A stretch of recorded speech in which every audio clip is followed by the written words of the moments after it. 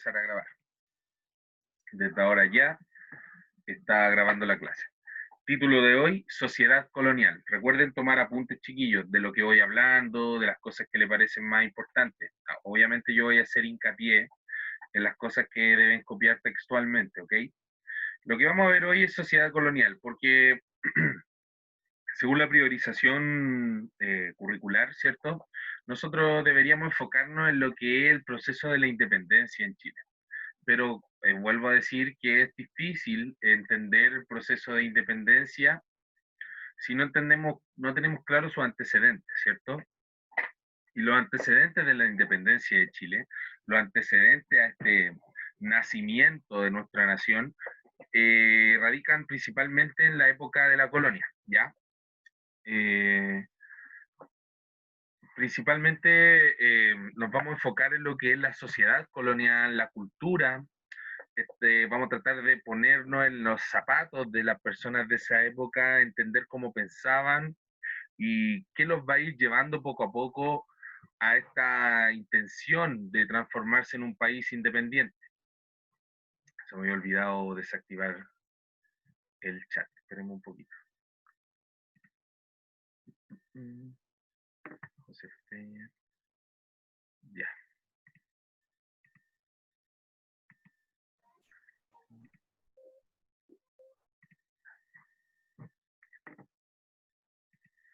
Bien. Como decía, título. Profe, ¿cuál era el título? Sociedad colonial.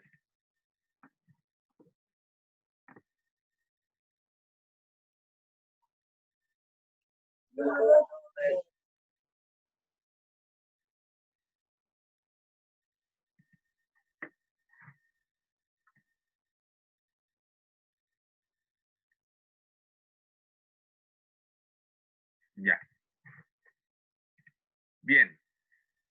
Cuando hablamos de la sociedad colonial, hablamos de este régimen que se establece post conquista, ¿cierto? Después de la conquista. Cuando hablamos de post, hablamos de posterioridad, lo que viene después de. Entonces, si digo que es un periodo post conquista, quiere decir que viene después de la conquista, ¿ya? Estoy entrando a modo presentación para así sea más fácil para ustedes, ¿cierto? Ver todo esto. El PC es bastante lento. Ahí está. Ya.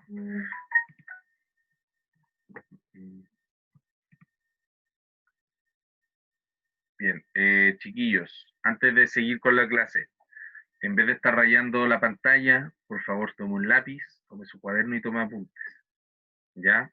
Yo en ningún momento he solicitado que rayen la pantalla. ¿Ya? Por favor. Así que, por favor, veamos la cosa como con altura de mira, estamos en un sexto básico.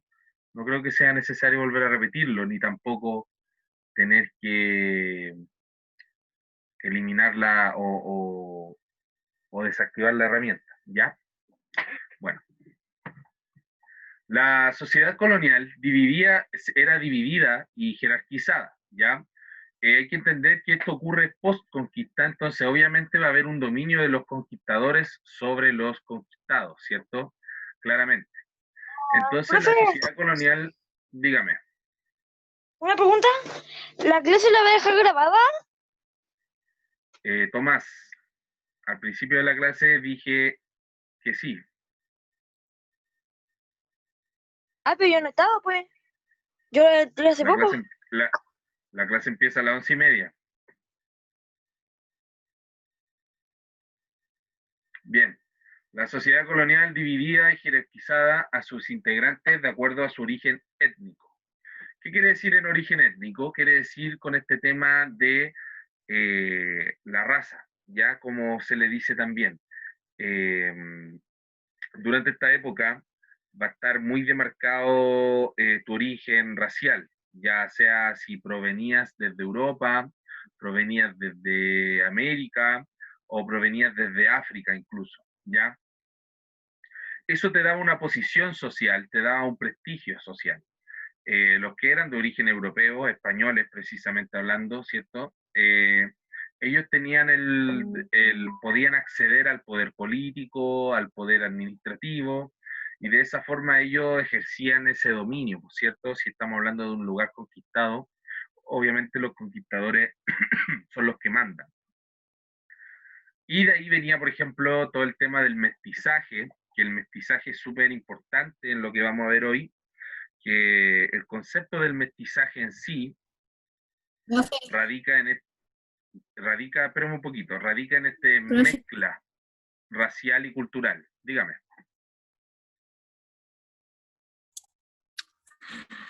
creo que se me movió la cámara, pero no sé por qué. Eh, bueno, pero vuelvo a decir, si van a interrumpir, por favor que sea respecto a la clase, ¿ya? Bien, seguimos.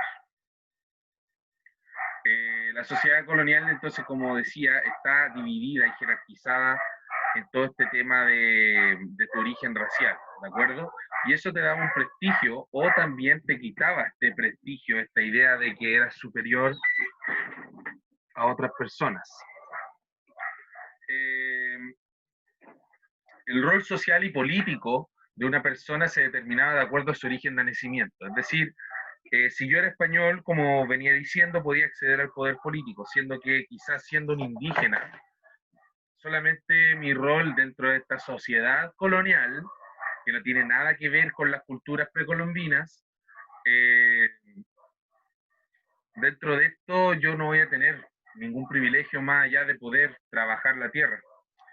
En cambio, los mestizos, que eran esta mezcla entre lo indígena y lo español, ellos sí tenían ciertas libertades, por así decir.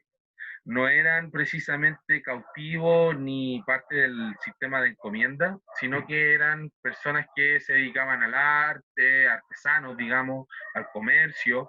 No eran grandes comerciantes como los criollos, pero sí eran, digamos, de cierta forma más libres, ¿ya? Ahí vamos a ir viendo específicamente cada escalafón. Y obviamente, si Profe, espérame un poquito, si tu estatus social lo definía tu raza, tu nacimiento, ¿cierto? Porque yo no puedo, por ejemplo, nacer afroamericano y después transformarme en una persona, por así decirlo, europea, ¿cierto? No puedo hacer eso. En cambio, por eso es que no había movilidad social. Uno nacía de una forma y moría de esa forma.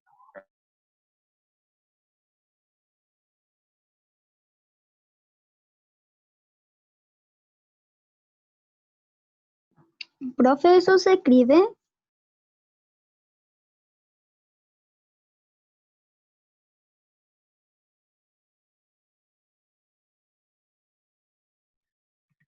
Sí, sí, sí, sí, chiquillos, se escribe.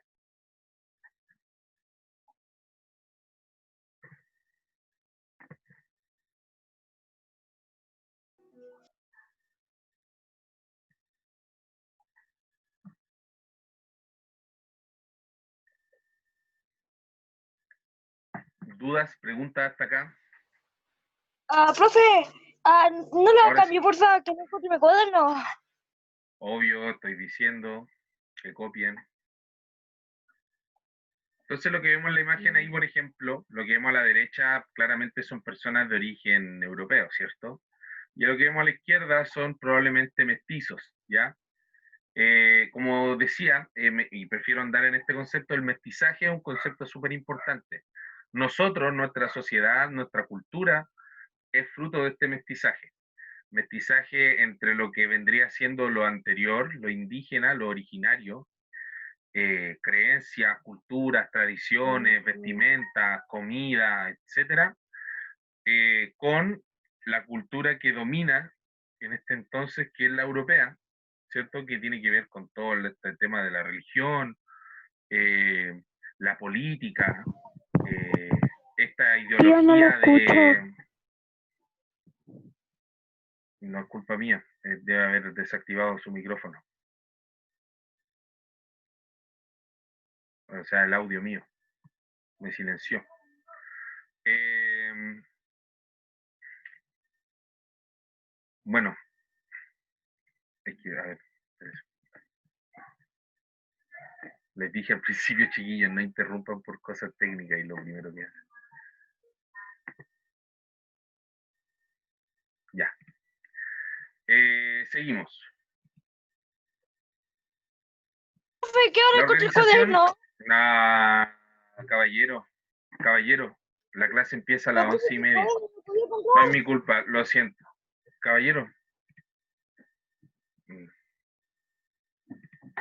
Menos forma de interrumpir con un grito, Tomás. Súper desubicado. Bien. Seguimos. Pero la clase está grabada. Así es, la clase está grabada, después se sube el video, yo no entiendo para qué tanto atado en realidad. Bien. Organización social de la colonia en América. Los primeros obviamente van a ser los españoles, ¿ya? Españoles nacidos en España. Ojo con eso, porque existen los criollos, que es los que vienen después, y ellos son de origen español, pero no son nacidos en España. Y vamos a ver la diferencia entre ambos. Los españoles, o también conocidos como peninsulares, son los españoles de origen europeo, ¿ya? Que venían directamente de España con un cargo político, con una función en específico que cumplir en América, ¿ya?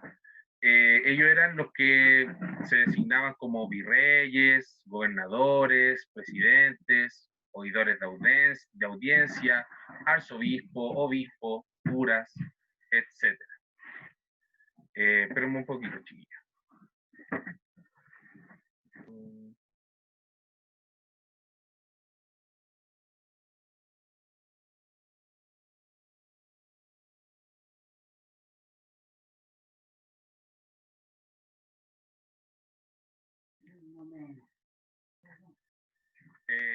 Entonces estaban los o sea, los españoles peninsulares eran los que accedían a los cargos más altos, ¿ya? Virreyes, gobernadores, por ejemplo, personas que en el fondo ejercían la autoridad sobre la colonia. ¿Y por qué tenían que ser españoles?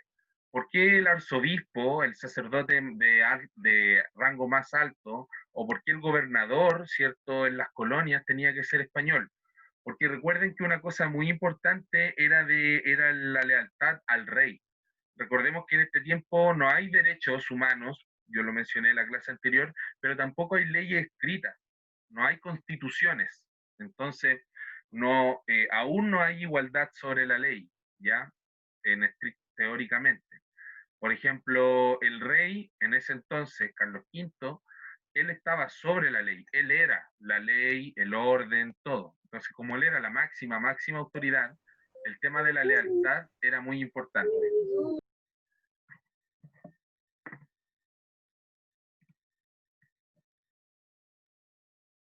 Bien. Bueno, ya. Entonces estaban los criollos después, ¿cierto? Que eran estos españoles que no tenían la función política porque ellos nacían acá en América, ¿ya? Eran como de cierta forma la segunda generación, ¿ya? En algún momento llegaron los conquistadores y esos conquistadores tuvieron descendencia. Los conquistadores no solo eran hombres, sino que eran hombres y mujeres, ¿cierto? Entonces tuvieron esa descendencia y finalmente nacen esta nueva clase que son los criollos. Ojo que los criollos son tan adinerados como un español y tienen tanto poder como un español, pero lo que los diferencia entre ellos es netamente este tema de derecho.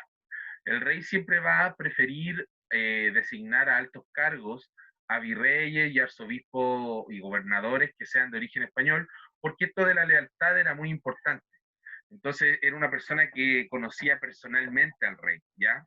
Una persona que conocía personalmente al rey, de cierta forma, era más fiel a él que un criollo.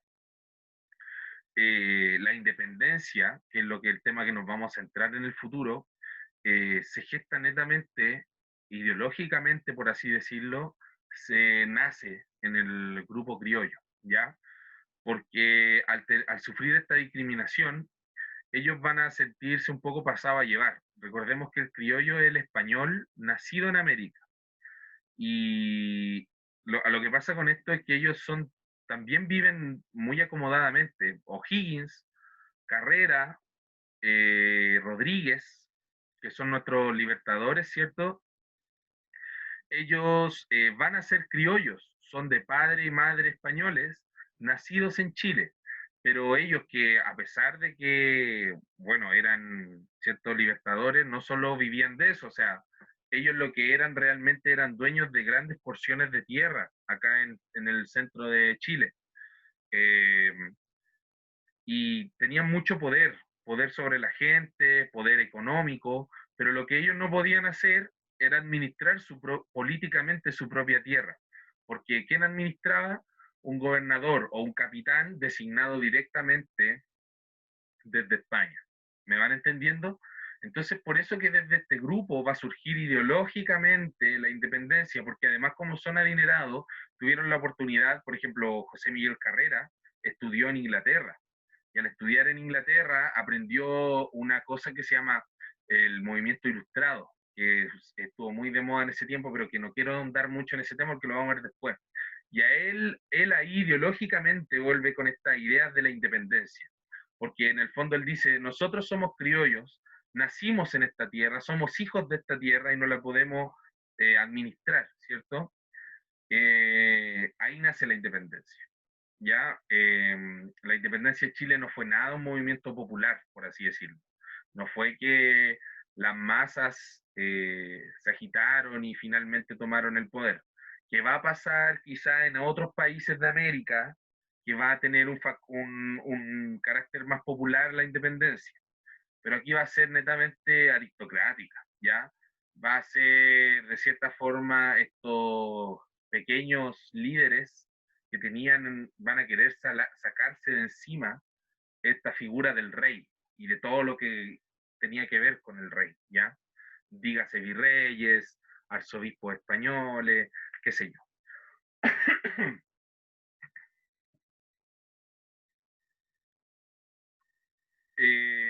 Ellos eran encomenderos, hacendados, con acceso a cargos de cabildos. El cabildo era como lo que hoy en día se conoce como la junta de vecinos, chiquillos, ¿ya? Se juntaba la gente que vivía en el lugar y discutían sobre qué calle había que cuidar, o dónde había que plantar florecitas, dónde había que hacer el aseo más seguido, dónde había que poner guardia, cosas así, ¿ya? Eh, Podían ingresar a comunidades religiosas y estar al frente de las parroquias. Como decía, son los españoles de segunda mano. Ya en el fondo ellos no podían gobernar, pero tenían el acceso a todos los privilegios que los demás tenían. ¿Ya? Luego vienen los mestizos. Y los mestizos son la cuna de la masa popular de América Latina. Nosotros todos venimos desde esta clase, desde los mestizos. Eh, de ahí vamos a ahondar en el tema indígena. Yo sé que algunos de acá quizás tienen familia o descienden de familias indígenas de forma más directa, pero en el fondo todos tenemos un poco de sangre indígena y todos tenemos un poco de sangre española también, europea, ¿ya? Señor Flechas, póngase a anotar en su cuaderno mejor, no vaya a estar después como el otro caballero que anda buscando el cuaderno recién un cuarto para las 12. Bien, seguimos. Eh, Luego vienen los mestizos, como decía, que eran peones agrícolas, artesanos, carpinteros, albañiles y de las ciudades, ¿cierto? Podían ingresar al clero. Cuando dice que puede ingresar al clero, quiere decir que podían ser miembros de la parroquia, pero no grandes miembros, ¿cierto? Eh, no cumplían grandes funciones, a pesar de que eran un poquito aceptados por esta sociedad española, ¿ya? Aquí se genera la división entre el mundo indígena y el mundo español. A pesar de que hablamos de colonia, a pesar de que hablamos de que los españoles conviven con los indígenas, y a pesar de que hay mestizaje, hay una división clara, chiquillos, durante esta época entre lo que es el mundo español, urbano, ¿cierto? Con la iglesia, con las ciudades, con los gobernadores, y el mundo indígena, que tiene más que ver con lo rural, con trabajar la tierra al mando de los españoles, o también comunidades de indígenas resistentes, que se va a dar mucho en Santiago. van a haber grupos de indígenas que resisten a todo esto, o más al sur, incluso al sur del Biobío, por ejemplo. Van a haber grupos que se oponen a este régimen colonial, ¿ya? Que es un poco lo que se le conoce como la vida en la frontera.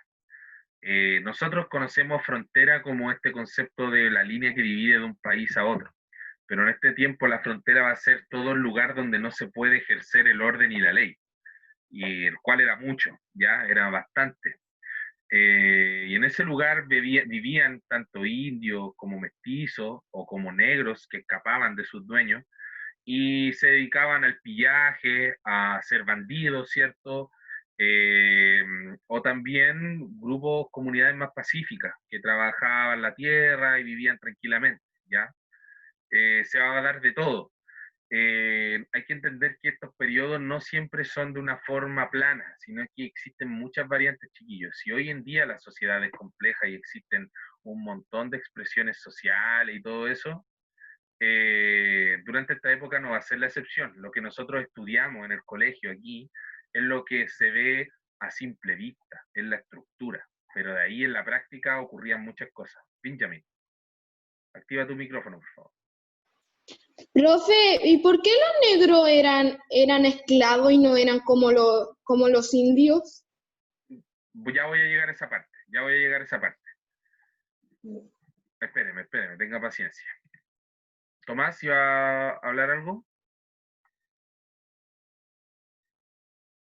¿No? Ah, ya. Bien. Alison, espérame un poquito, te activo al tiro el micrófono. Ahora sí, dale tú. Dígame. Si los negros eran esclavos, Ujú. ya, los negros lo discriminaban por su color de piel y creían que ellos eran diferentes y lo usaban para trabajar, Sí, porque pero, si no, ellos tenían un castigo. sí, po, pero ya voy a llegar a esa parte de Alison. Espérame un poquito, no te me adelantes. Vamos paso por paso.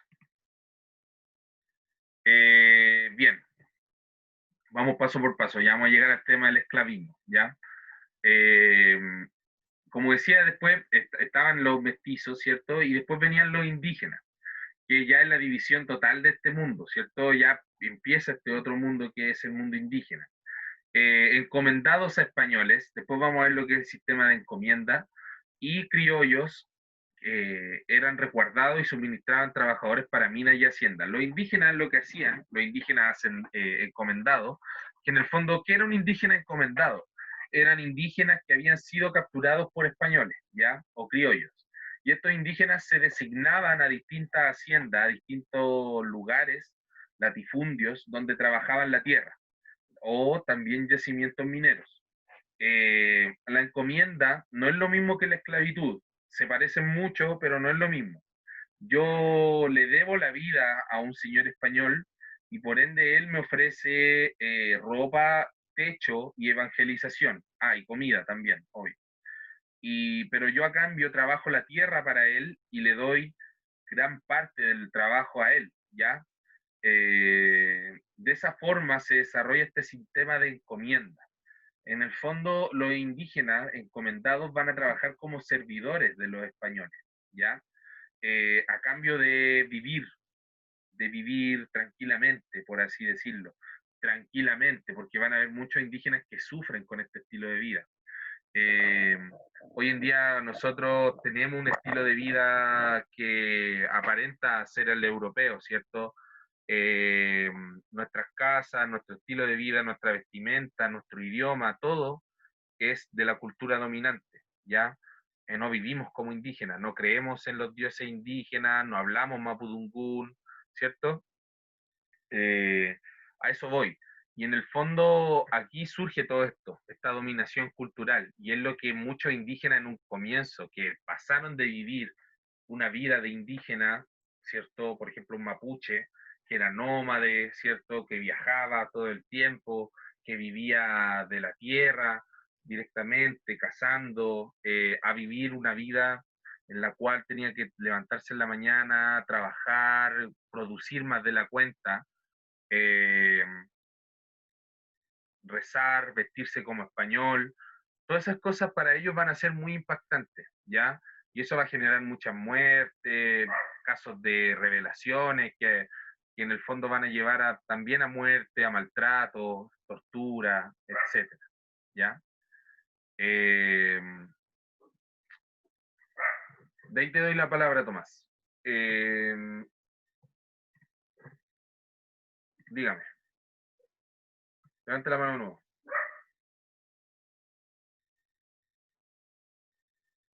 Ya.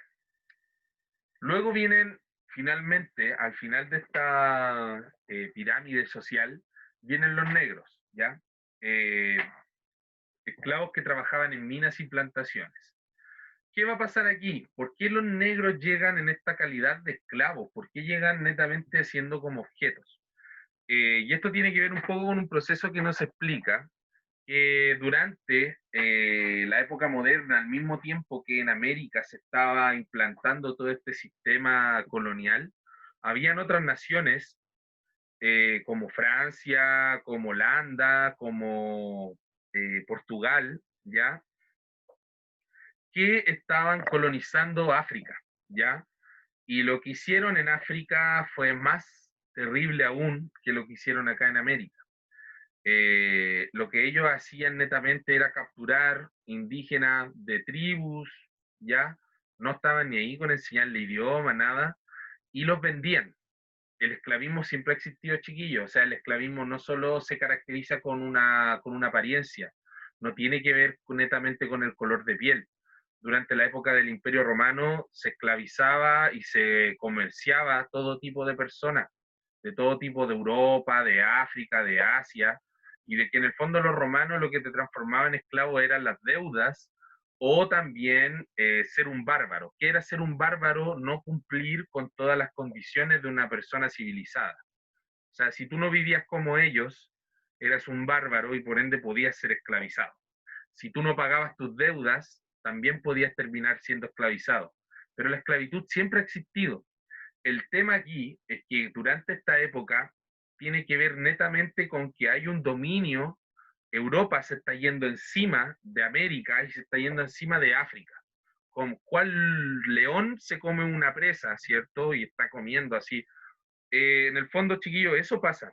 Europa en esta época va a querer apropiarse de los recursos, y no solo de los recursos, sino también de las personas que vivían en esos continentes, y los van a tratar como esclavos. Este sistema de encomienda suena súper bonito, chiquillos, pero detrás de esto había un indígena que sufría, que si no trabajaba lo golpeaban, lo castigaban. Lo mismo va a pasar con los negros, ¿ya? ¿Y por qué llegan negros a América? ¿Por qué? ¿Por qué llegan negros a América? Pasa lo siguiente, que cuando vemos y vimos en las clases anteriores el comienzo de la conquista, ¿se acuerdan que todo comienza en Centroamérica? De hecho, Cristóbal Colón llega a las islas que son las Bahamas, La Habana, ¿cierto? Toda esa isla, y después todo esto empieza a expandirse por Centroamérica. Los españoles van a exterminar a todos los indígenas de Centroamérica, ¿ya? A todos los que descendían de los mayas, a los taínos, ¿ya? Que van a ser indígenas que vivían en Centroamérica, los van a exterminar, chiquillos. Y al exterminarlos no va a quedar nadie que les trabaje la tierra a estos conquistadores. Entonces no van a encontrar nada mejor que empezar a traer gente de África, esclavos de África. Y es por eso que llegan los negros a América, los africanos, ¿cierto? Y es por eso que, chiquillos, hoy en día nosotros hagamos el análisis cortito. Pensemos en países de Centroamérica, ¿ya? Desde Ecuador hacia el norte, desde Colombia hacia el norte, vemos gente que tiene muchos rasgos afroamericanos, ¿cierto? Muchas personas que tienen estos rasgos de personas africanas. Y los negros no son originarios de América. No, ellos no vivían aquí antes de la llegada de los españoles, llegan aquí en esta época. Y son tantos porque en el fondo se necesitaban para trabajar la tierra y la minería, y fueron aún más maltratados que los indígenas, porque en el fondo también ellos eran muy hostiles, en África y se les trató muy mal, ¿ya? África, chiquillos, es un continente hermoso y gigante, que culturalmente a nosotros se nos ha mostrado como pobre, salvaje y hostil, siendo que no es tan así, ¿ya? El señor que quiere rayar, ¿por qué está rayando? ¿Porque está pidiendo la palabra y no se la ha dado? Voy a revisar los participantes. Benjamin. Profe, ¿y por qué Digo, cuando Colón llegó a América no colonizó nada y después cuando empezaron a llegar más españoles empezaron a colonizar? muy buena pregunta. Lo que pasa es que Colón, acuérdate que Colón no era un conquistador, Colón era un comerciante. Entonces lo que él andaba buscando era rutas comerciales en el fondo. Él no estaba ni ahí con el tema de conquistar tierra, ni transformarse en un gobernante, ni nada. Va a ser después cuando con su descubrimiento los otros viajeros van a empezar a descubrir que Colón no había descubierto solamente una isla, sino que al lado de esa isla había todo un continente entero. Es que van a haber personas, recordemos, yo lo dije en la clase anterior, estos militares de poca gloria, de poca monta, ¿cierto? Como Hernán Cortés, Francisco Pizarro, Pedro de Valdivia, que en España ellos eran de origen noble, pero no eran grandes nobles ni grandes señores, ¿ya? Sino que eran militares que no tenían mucha gloria ya. Entonces van a ver en esta oportunidad ellos de venir a conquistar tierras, ¿ya? Y de cierta forma cumplir como esta idea, como esta fantasía medieval, ¿ya? Que en esta época ya resonaba, ¿cierto? Ellos van a tratar de venir a hacerse esa gloria y esa riqueza acá. Pero ellos son los que efectúan la conquista, no Colón. Colón en el fondo se le atribuye solamente el descubrimiento. Fue el primero en llegar a América. Pero en ningún momento Colón dijo, ya, hagamos una ciudad y hagamos una nueva nación. Y no, ese fue Hernán Cortés y Pizarro. Hernán Cortés en México y Pizarro en Perú. Esa es la diferencia. Por eso es que Colón no conquistó nada. Bien, entonces como seguía con este tema de los esclavos, y como decía Allison, obviamente a partir de esto, y como han pasado 300, aquí van a pasar 300, han pasado 500 años en el fondo desde este periodo, el lenguaje, chiquillos, las costumbres crean realidades. Y en el fondo, si tienes 300 años de esclavitud, donde se menosprecia a un tipo de persona por su apariencia, ¿cierto?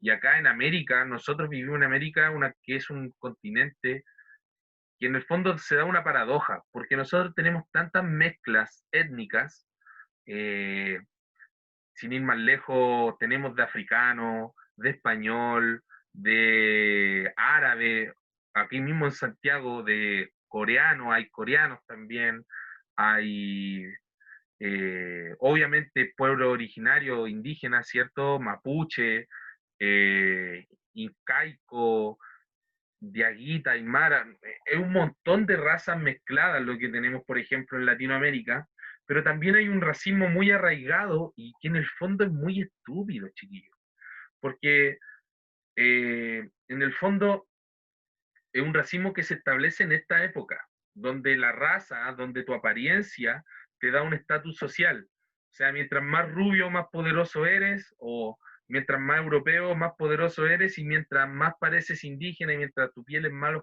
oscura, menos poder puedes tener. Entonces, en el fondo, eso es totalmente obsoleto hoy en día. Nosotros lo tenemos más que claro, ¿cierto? Pero durante esta época se instaura esta idea y la colonia va a durar aproximadamente 300 años.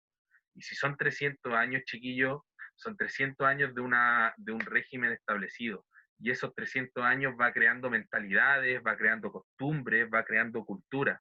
Las palabras como cholo, como, no sé, o esta idea subjetiva que se tiene de que una persona rubia es más bonita que una morena, por ejemplo, son ideas del racismo que quedan de esta época, por ejemplo. Y ahí Allison tiene mucha razón, pero la discriminación nace en esta época. No es que a ellos por ser negros los esclavizaron, ¿ya? Ojo con eso. Sino que para justificar de cierta forma estas posiciones sociales, para justificar todo esto, van a crear todo ese tipo de discriminación y decir que los negros y los indios son más tontos y que, o que no sé, que no son humanos. Van a decir tantas cosas, chiquillos, de esta gente, tantas cosas, siendo que en el fondo el hombre europeo era igual era igual de bárbaro, degenerado, se aprovechaban, mintieron, robaron, mataron, violaron, y eso tampoco lo diferencia mucho de un animal, digamos, ¿cierto? Entonces, obviamente todos estos prejuicios, y de los que hoy día yo entiendo que muchas veces se puede bromear, y hay otras personas que lo encuentran correcto, que esas personas ya tienen un problema mental, claramente, se aprecian y se adjudican esto. Siendo que en el fondo somos todos humanos, chiquillos, y existe la misma capacidad en todos, tanto en mí, como en ustedes, como en sus papás, como en sus abuelos, independiente de quiénes sean sus antepasados e independiente de quiénes sean sus descendientes, ustedes tienen las mismas capacidades que cualquier otra persona. Que en el fondo nosotros nos vamos descubriendo a través de la vida y vamos sabiendo para qué cosas somos mejor y para qué otras cosas no. Y eso es lo bonito y eso es lo importante que podemos vivir hoy en día. Que esta gente no podía vivir porque estaban designados de acuerdo a su apariencia a un estilo de vida. Imagínense lo atroz que era, que no sé, pues usted quizás de aquí en esta clase, en este momento hay una persona que quizás tiene como idea o como sueño, no sé, transformarse en doctor, por ejemplo. Voy a poner un ejemplo.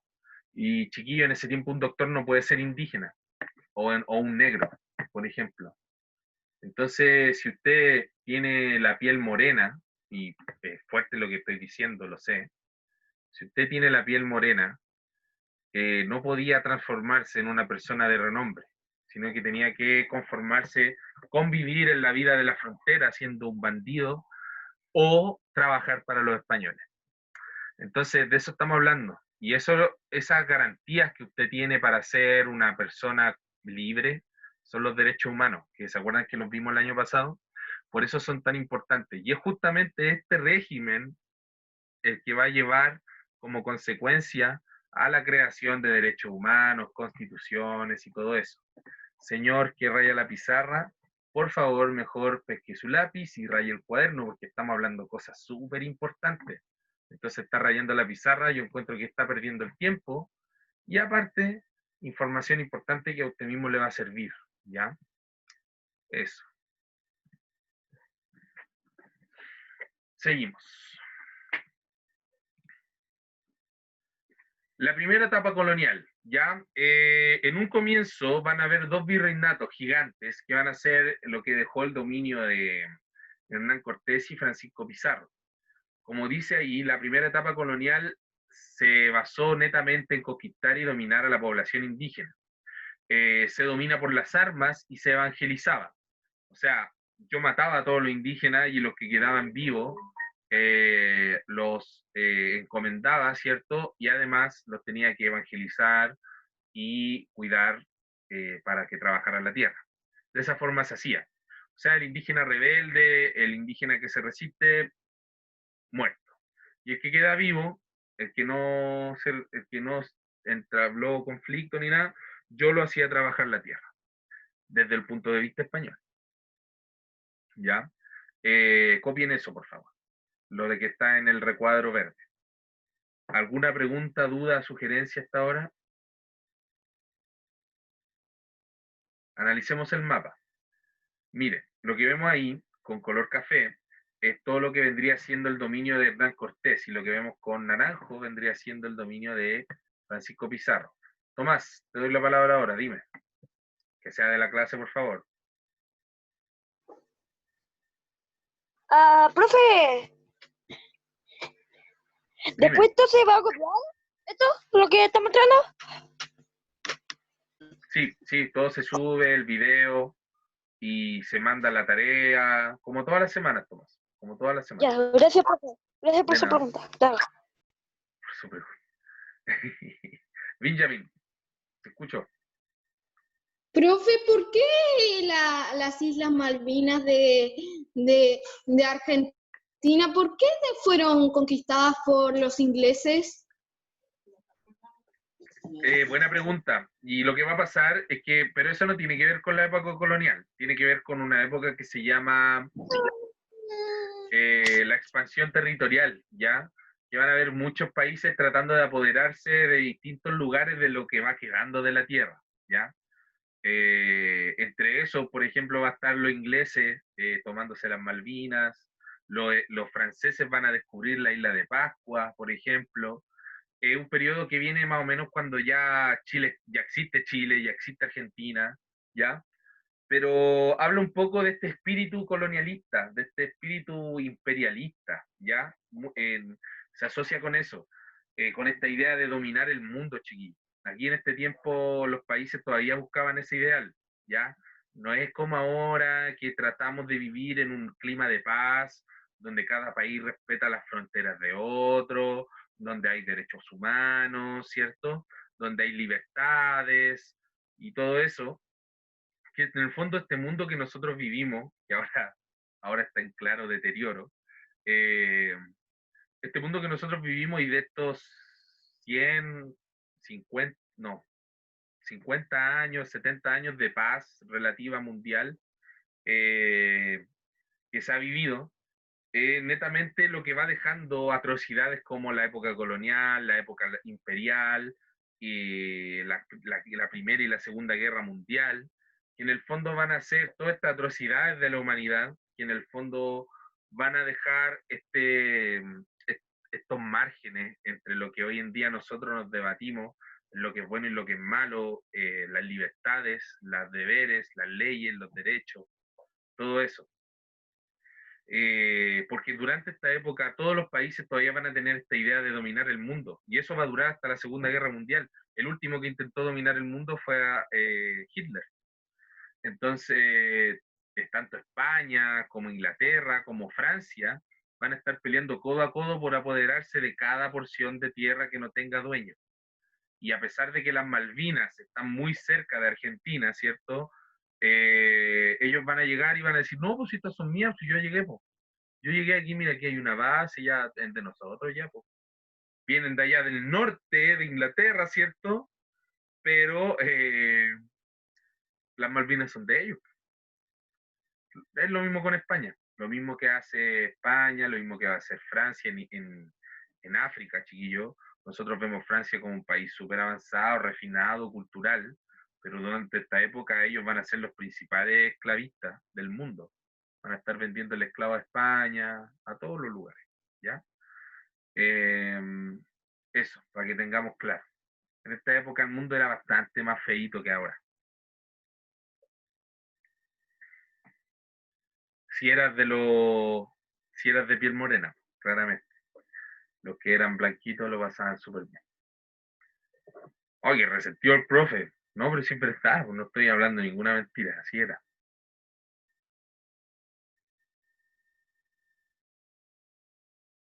No por eso vamos a odiar a las personas rubias, a eso voy, ¿ya? O sea, se entiende que netamente esto ocurría en esta época. Y hoy en día hay personas que pueden ser de cualquier color de piel y tener cualquier idea política o sobre el género, o sobre las etnias, independiente, ¿cierto? Por eso existe la libertad de expresión. Siempre y cuando en tu opinión y en tu discurso no estés ofendiendo a los demás. Ojo con eso. Porque hay mucha gente que dice, no sé, pues te puede decir, eh, o no sé, pues a una persona morena va y le dice, oye, negro, feo, ejemplo. Y después le dicen, oiga, ¿por qué trata así a las personas? Ay, la libertad de expresión, si yo puedo decir lo que yo quiero, pues la libertad de... No, ahí hay una cosa errónea. Y la libertad de expresión, chiquillos, dura solamente hasta cuando yo estoy ofendiendo a otra persona. Yo no puedo en mi libertad de expresión atacar a una persona. ¿Se entiende? A eso voy. Bien. Este mapa conceptual, chiquillos, también lo van a copiar, ¿ya? celular. Quería ver la hora que es.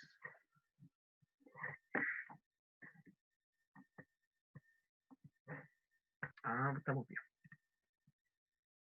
Bien, este mapa conceptual muestra un poco cómo se establece el orden, ¿ya?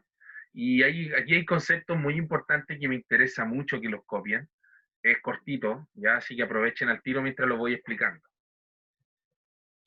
Hay que tener en claro que la cúspide de todo este orden es el rey de España, ¿ya?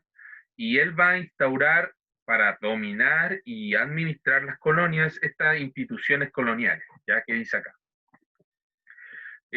Va a existir dos localidades o dos contextos. La metrópoli, que es lo que ocurre en España, ¿ya? En la metrópoli va a ser España, país España, Europa, y en América, el continente americano. Partamos con lo que hay en la metrópoli. Estas son instituciones que existen en España, pero que tienen que ver con el dominio y la administración de las colonias en América. ¿Cuáles son? El Consejo de Indias, que en el fondo era esta orden que incluyendo al rey, discutían los temas sobre América, y desde este consejo se designaban los virreyes, los arzobispos, los capitanes, los gobernadores, ¿cierto? Que se enviaban a América a administrar los territorios. Aquí es donde se juntaba el rey con su amigo, ¿cierto? Y en el fondo decía, ya, mira, tú que te tengo mucha confianza, Juan Pedro de Alcalá, no sé, un nombre español, saqué de la mano. Eh, tú que tienes mi confianza, vas a ir allá a, no sé, pues, a ser el gobernador de Chile. Entonces llegaba el gobernador de Chile, don Juan Pedro de Alcalá, y llegaba aquí a gobernar a los chilenos, directamente desde España. Ya en ningún momento era un chileno. Y lo mismo va a pasar con la casa de contratación, pero la casa de contratación era este lugar donde yo, como conquistador, iba y decía, señor rey, por favor, necesito el permiso para ir a conquistar las tierras que quedan allá más al sur de, no sé, de Puchuncaví. Y entonces el rey hacía ahí un contrato que decía, el señor Mateo Soriano va con el deber de evangelizar y entregar las tierras a la corona de España y bla, bla, bla. Y ahí yo me dan la autorización, ¿cierto? De ahí también para el comercio se veían los temas de autorización, eh, las rutas comerciales, los permisos para comerciar ciertas especies, que después vamos a ir ondando, pero hasta ahí nomás, porque recordemos que lo que tenemos que ver nosotros es el tema eh, de la independencia, ¿ya? Y nos vamos a América, y en América obviamente también van a haber distintas instituciones que administran esto. Va a estar el virreinato, y el virreinato, el virrey venía directamente del Consejo de Indias, ¿cierto? El rey de España en la metrópoli hacía el Consejo de Indias y designaba un virrey que venía a administrar directamente a América. Y el virreinato se encargaba de dos autoridades más pequeñas, que era la Real Audiencia, donde se juntaban los españoles a discutir los temas, establecer alguna ley, sentenciar a alguien, qué sé yo, y la capitanía o gobernación, que en el fondo era este otro español que estaba al mando del virrey y que se designaba para administrar un territorio menor. Sin ir más lejos, el ejemplo primero, por ejemplo, en Perú estaba el virreinato que era Francisco Pizarro, por ejemplo, y Francisco Pizarro va a designar como capitán de Chile a Pedro de Valdivia. ¿Van entendiendo cómo funciona? Es todo desde arriba hacia abajo el poder, se va administrando y se va repartiendo. Oh, me adelanté mucho, perdón. Quizás no todavía han alcanzado a copiar. Dudas, preguntas, sugerencias hasta ahora. Recuerde que tiene el botoncito para levantar la mano y ahí yo le activo el micrófono y usted puede opinar.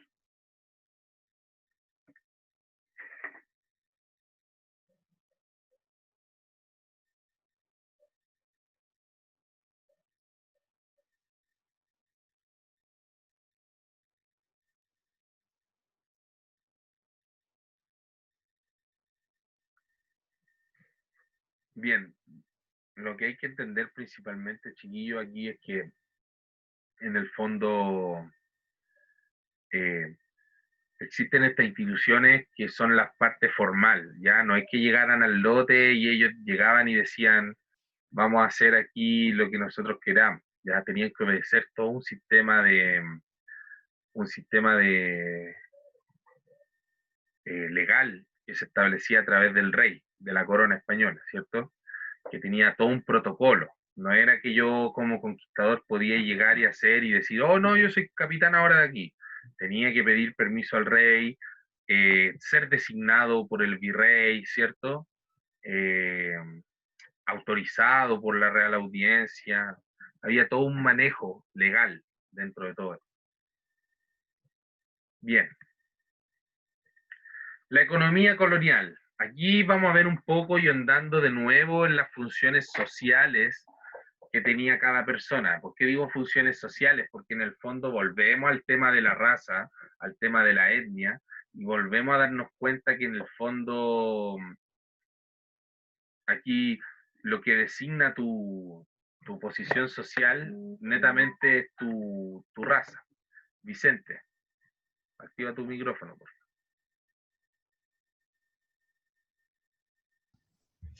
Tío, ¿puede volver un poco atrás que Vuelvo al tiro. no alcancé? Vuelvo al tiro, vuelvo al tiro, vuelvo al tiro.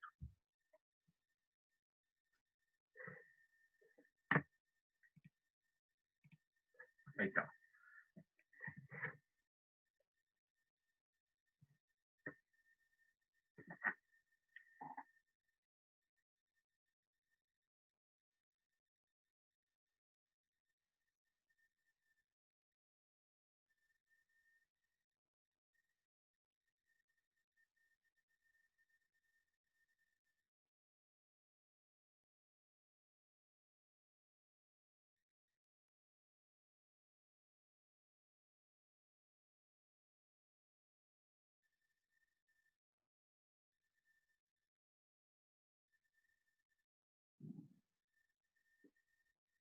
Ya. Martín. Espera un poquito. Uy, adelante la. Martín había levantado la mano. Se arrepintió, parece. Sin Cepeda. Bueno. Vicente, voy a avanzar. Si te faltó algo, recuerda que te puedo mandar el PPT chiquillo, ¿ya? No hay ningún problema. Bien. La economía colonial. Como decía, aquí vamos a ver un poco las funciones que tenía cada parte de la sociedad, ¿ya? El criollo o el peninsular era dueño de alguna hacienda. La hacienda va a ser la base económica de la colonia, porque la hacienda es esta porción gigante de tierra donde se trabajaba la tierra y se producían toda la riqueza y todas las cosas que se vendían a España después, ¿ya? Como dice ahí la descripción, y usted puede anotar lo que está en colores, ya que es lo más importante, es que la hacienda era una unidad territorial que poseía un hacendado criollo, ¿cierto? Y que era un terreno para explotar, ¿cierto? Para vender cosas a España, para llevarle riqueza a Europa, ¿cierto? ¿Y quiénes explotaban esta tierra? Como vemos claramente en la imagen, los indígenas, ¿cierto? Indígenas encomendados, mientras vemos al criollo de pie prácticamente supervisando de que todo se haga en orden, ¿ya? La mano de obra correspondía a la encomienda. ¿Qué era la encomienda? La encomienda era un sistema que designaba a un grupo de indígenas a un hacendado, a un criollo, ¿cierto? A cambio debía mantenerle, protegerle y evangelizar, ¿ya? Es decir, que desde la casa de contratación o se le designaba una cantidad de indígenas dependiendo de cuán grande era su territorio, y de esa forma él se comprometía también legalmente a mantener a estos indígenas, a evangelizarlos y a protegerlos, ¿ya? ¿Por qué era importante protegerlos? ¿Por qué era importante evangelizarlos? Porque, chiquillos, a pesar de que eran indígenas y a pesar de que los miraban feos, tenían súper claro de que ellos eran los que trabajaban la tierra y que los españoles no iban a trabajar la tierra, ¿cierto? Necesitaban esa mano de obra, ¿ya? Aparte de que acá en Chile se va a dar un poco eso, porque no quieren cometer el mismo error que se cometió en Centroamérica, donde se exterminaron a todos los indígenas y quedaron sin nadie que trabajara las tierras, ¿ya? Por eso tuvieron que traer esclavos. Y es por eso que también en Chile no va a haber tanta esclavitud, ¿ya? Sí van a haber esclavos afroamericanos, pero van a ser dedicados netamente como a servidumbre en la casa, ¿ya? Cosas cotidianas, no se van a designar a plantaciones ni a yacimientos mineros como lo que va a pasar más al norte de América.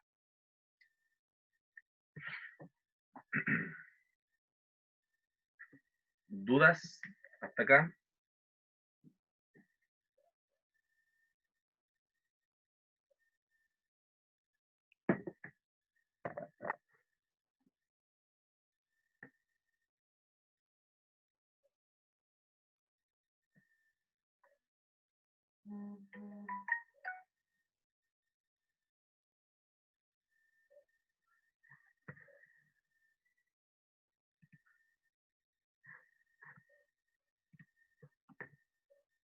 Benjamin, te escucho. Profe, ¿cuál es la diferencia en la hacienda que la encomienda? La hacienda era la porción de tierra, ¿ya? Era la tierra, el campo, no sé, pues desde aquí hasta allá es tu territorio. A eso me refiero con la hacienda, ¿ya? Y para que se hagan una idea de cuán grande eran, por ejemplo, una de las haciendas más cercanas a Santiago comprendía todo lo que vendría siendo, por ejemplo, Recoleta, Independencia y Huachuraba, 3 comunas. Gran porción de tierra, ¿cierto? Otra hacienda vendría siendo lo que estaba desde el centro de Santiago, desde Santa Isabel, pasando por Parque O'Higgins, toda esa porción casi llegando a San Bernardo. O sea, eran porciones de tierra gigantescas, chiquillos, que estaban a cargo de una sola persona, ¿ya? Si se dan cuenta, las comunas más viejas, o sin ir más lejos, Quilicura, si usted va a la municipalidad, los que conocen la municipalidad, se darán cuenta que la municipalidad de Quilicura es una casita antigua, ¿cierto? Esa era la casa colonial del patrón, del hacendado, ¿ya?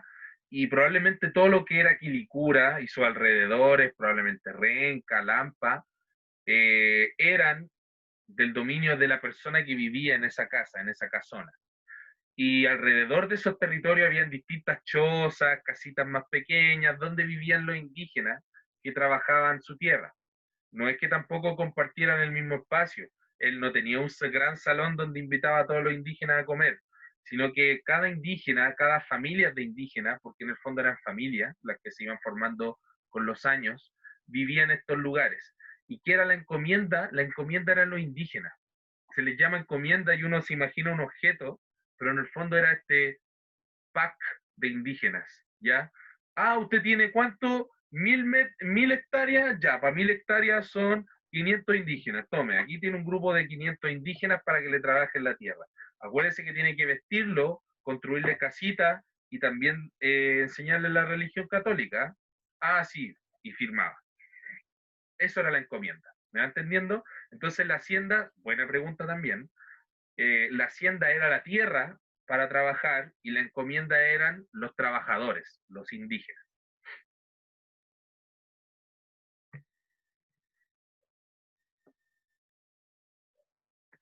Bien, chiquillos. Y con la siguiente terminamos la clase de hoy, que tiene que ver netamente con el mapa de Santiago, ¿ya? Este es un mapa de Santiago del año 1600.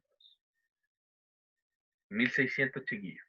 O sea, ya un régimen colonial establecido. ¿Qué podemos ver aquí? Vamos describiendo.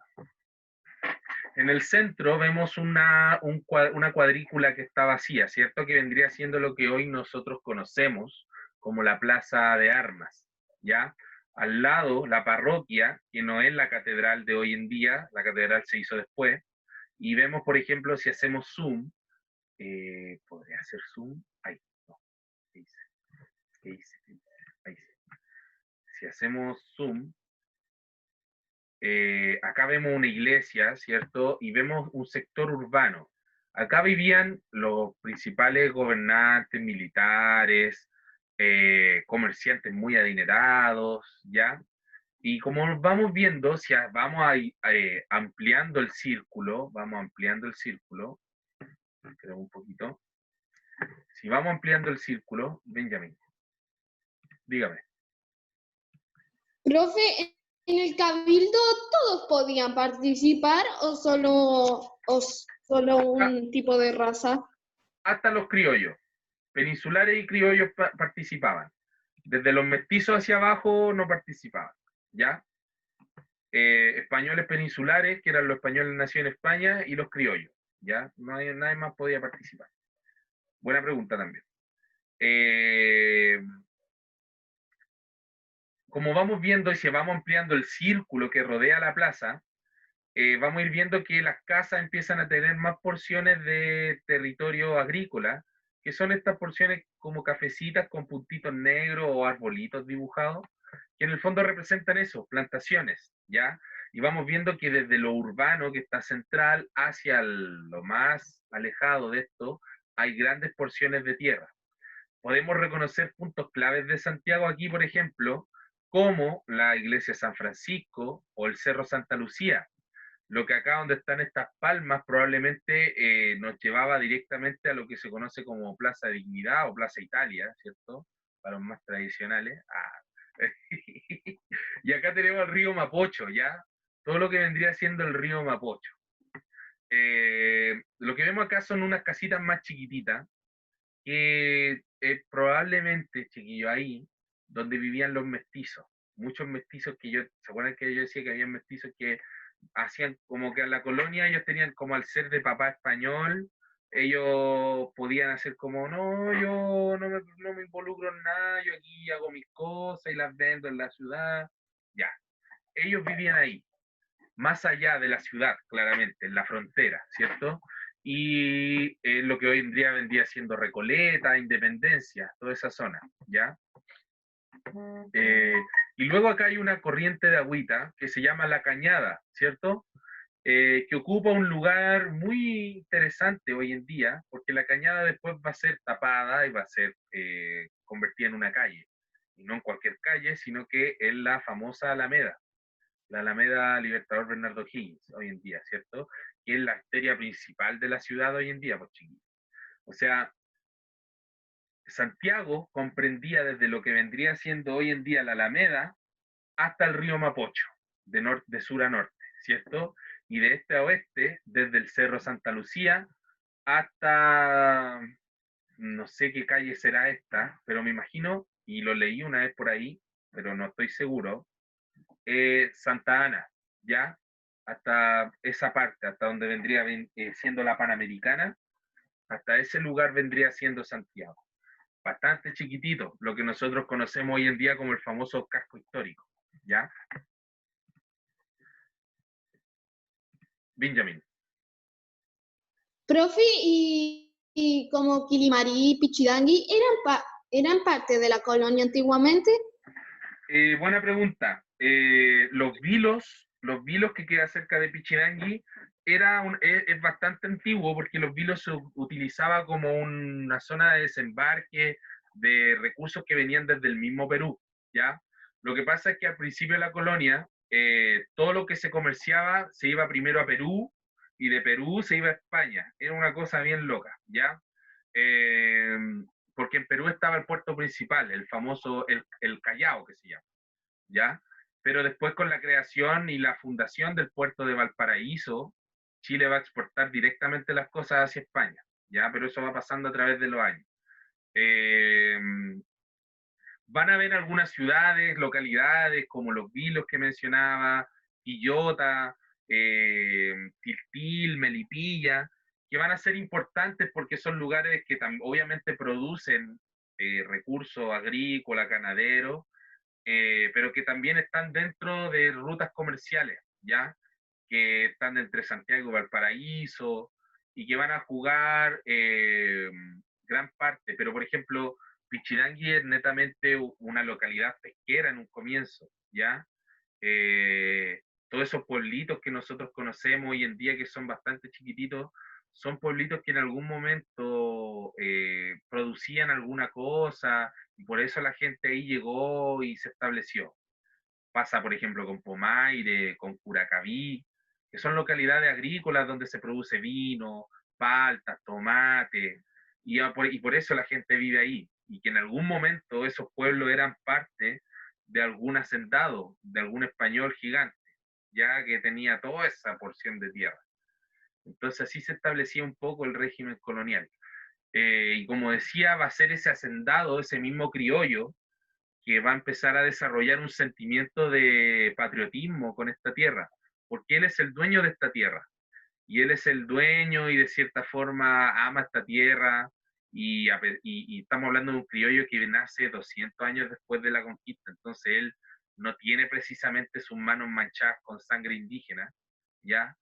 Y entonces ellos ya tienen otro sentimiento hacia su tierra, la van tomando como propia, no como una tierra que tienen que explotar para el rey. Van tomando un poco la idea, entonces así ellos van queriendo un poco independizarse y dándose cuenta que en el fondo Chile les pertenece a ellos y no al rey, ¿ya? Los indígenas y los mestizos no tienen mucho que ver, más allá de que van a tener que apoyarlo porque son sus hombres, ¿ya?